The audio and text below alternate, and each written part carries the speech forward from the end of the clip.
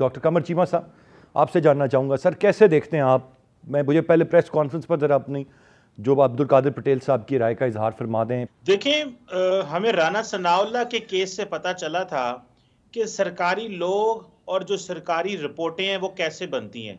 जिस तरह राना सनाउल्लाह के केस में बनाया गया सारा कुछ, और बाद में पता चला कि नहीं ऐसा नहीं था, गलतियां माफ़ी, ये वो चीज़।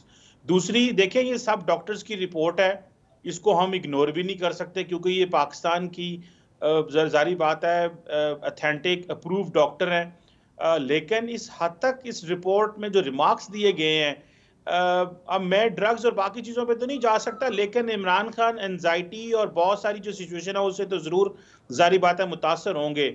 लेकिन मैं ये कहना कि उनका दिमाग शमाग ख़राब है, मैं तो समझो उन्होंने सारी दुनिया का दिमाग ख़राब किया वो खुद, वो उनको पता है वो क्या कर रहे थे।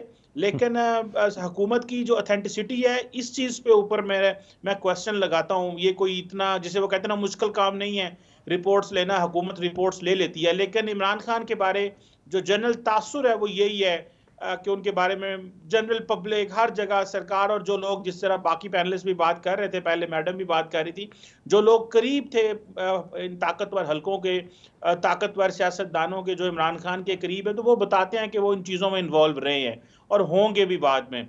लेकिन क्वेश्चन ये है कि ये जो अभी जारी बात है, इस वक्त पीटीआई डिफेंसिव में है। आपको पता है 9 मई के बाद सारे का सारा बयानिया वन साइडेड है। इस वक्त इमरान खान ना बयानिया बनाने की पोजीशन में है और ना इस बयानिए का जवाब देने की पोजीशन में है, क्योंकि उनकी पार्टी में तो बंदे को नहीं रह गया। तो कौन है जो आके बयान बात करे।